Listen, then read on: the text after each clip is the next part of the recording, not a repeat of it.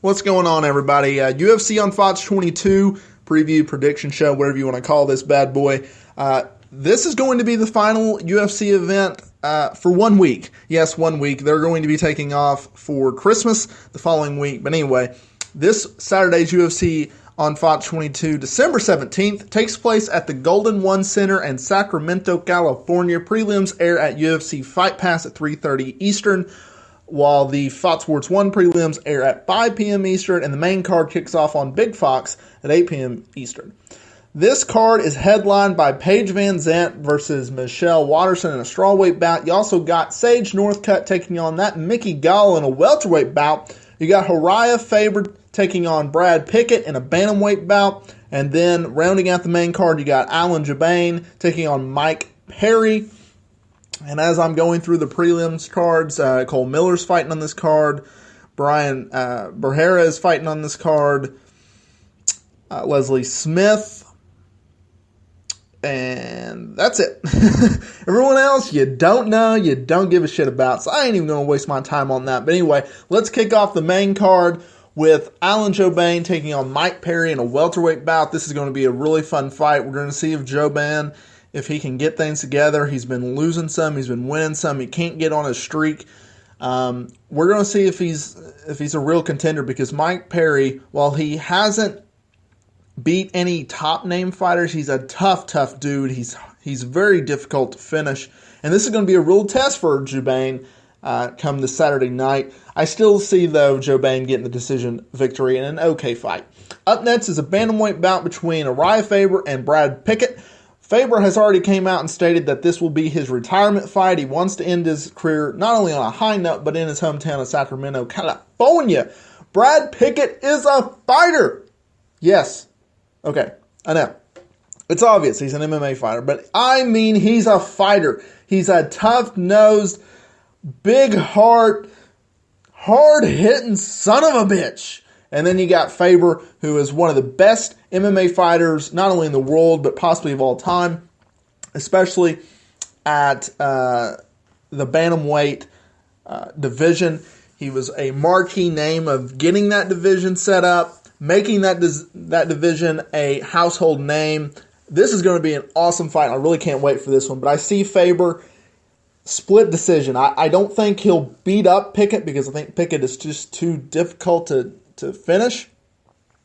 But I don't see Pickett finishing Faber. Both of these guys are going to want to come out, throw hands, make it exciting for the fans. They're going to go standing. They're going to go to the ground. It's going to be a fun 15-minute bout, but I got Faber via split decision. Up next is the co-main event. It's a welterweight bout between Sage Northcutt and Mickey Gall. Oh my. Not only are we going to find out if Mickey Gall is a real deal, we're also going to find out if Sage Northcutt is the real deal.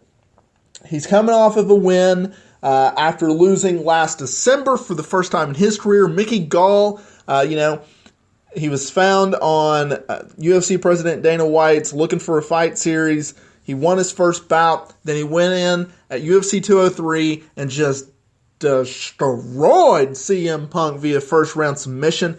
And now he's going to fight a really tough kid in Sage Northcutt. I think this is a proving fight for both guys. If Mickey Gall can defeat Sage Northcutt, I think that's going to be a bigger headline, just because Northcutt has had a couple fights in the UFC. They've all been impressive. He's only lost one bout. A lot of people think he's a top prospect, but there's just this kind of question mark around Mickey Gall. And I think he just blows that question mark to pieces if he can knock off Sage Northcutt. And if Northcutt wins this fight, then I think it just kind of proves, hey, Northcutt, he's a real deal, but he beat Mickey Gall. Gall, he defeated a guy on the local scene. Then he went and beat Michael Jackson. No, not the singer who died like 6 years ago. No, the reporter. Yes, he defeated a reporter in the UFC's Octagon to earn a fight with CM Punk, who is a former professional wrestler, and I quote, is not an MMA fighter. Okay. I didn't make up that quote. I just took it. But hey, it is what it is. So Sage Northcutt will get the decision victory in this one, but I think Mickey Gall will bounce back and he'll get another fight in the UFC. And in the main event of the evening, it is Paige VanZant taking on Michelle Waterson. Now, Waterson has made her name known in Invicta, and I don't have her record up in front of me, so I won't talk out of my ass on this one, but Michelle Waterson is a proven fighter who is very well-rounded. She has a lot of good skills, but then you're also going up against not only another prospect in Paige VanZant, but someone who the UFC has put the spotlight on and has made a star. Now, if she can defeat Waterson, not only would it be a big victory for her career, but it's going to be in prime time on Big Fox. So this is a huge spotlight. The UFC are putting all their eggs in Paige VanZant's basket, and I think VanZant gets a decision victory. I know. I predicted all 4 main card bouts to go to decision. I'm not happy about it. I sure as hell know you ain't happy about it.